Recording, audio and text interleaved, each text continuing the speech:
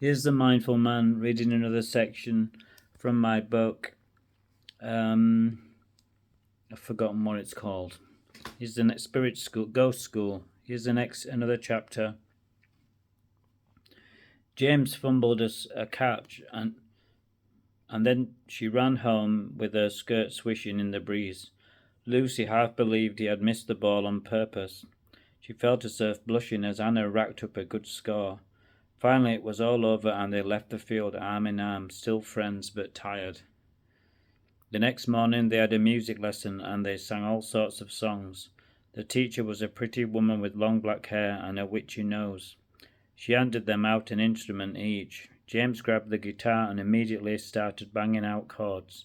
He was a jack of all trades and could turn his hand to most things.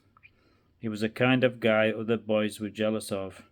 Lucy and Anna picked a flute each and immediately they began trilling out of tune and out of breath. It was hilarious. The teacher, Miss Melody Brown, guided them through the chords and the scales and it was all great fun. James looked like a young Bon Jovi with his guitar in hand. He was in his element. They all chatted during break time. "I didn't know you could play guitar," Anne said, wide-eyed. "Oh, it's nothing," said James with a cheesy grin on his face. "I'd love you to write me a song," said Lucy. "Well, I'd love to," said James, "but I only know a few chords." Lucy smiled dreamily, and they finished their coffee and went back to their lessons. That night James practiced a few chords in his bedroom. He tried to string a song together, but it was so difficult.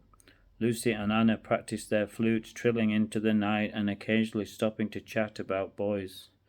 James sat in his room brooding on his songwriting skills. He thought both of the girls were pretty.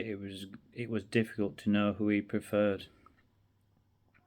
He liked Lucy's long blonde hair, but he was also fond of Anna's lips and button nose. He didn't want the girls to fall out over him. He secretly knew they fancied him and vice versa. The next day he woke feeling refreshed and he met the girls for coffee. He had to admit that he hadn't written a song yet, but he had learnt a few more chords. They both laughed and admitted they had found practicing hard too. Lucy played with her hair and Anna licked her lips. James flushed a little and changed the subject. James had a lot of reading to catch up with and he had decided to spend the day in the library. They said their goodbyes and trotted off. The library was massive, with high bookshelves bursting with books under every subject: history, geography, music, politics, art, literature, the paranormal, and dreaded maths. It was strange to know that there were books on the paranormal, James thought as he flicked through. There were photos of ghostly figures and orbs and ghost photography. On Earth he had always been skeptical, but now he was living proof there was something in it. He was a living ghost. He didn't think of himself as dead, more as someone who had gone to another dimension. There were many questions still to be answered, but no one was telling.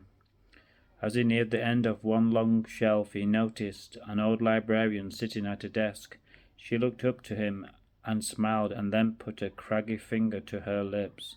She looked about 80, he thought. She was wearing a grey cardigan and she had grey eyes to match. James walked towards her, and as he did so, she became translucent, and then she faded before his eyes like fog into nothingness. James was shocked and stood there for a moment, half expecting her to come back. He was very scared of ghosts, but intrigued by them as well. He ran off to tell the girls, and they were amazed and ran to the library.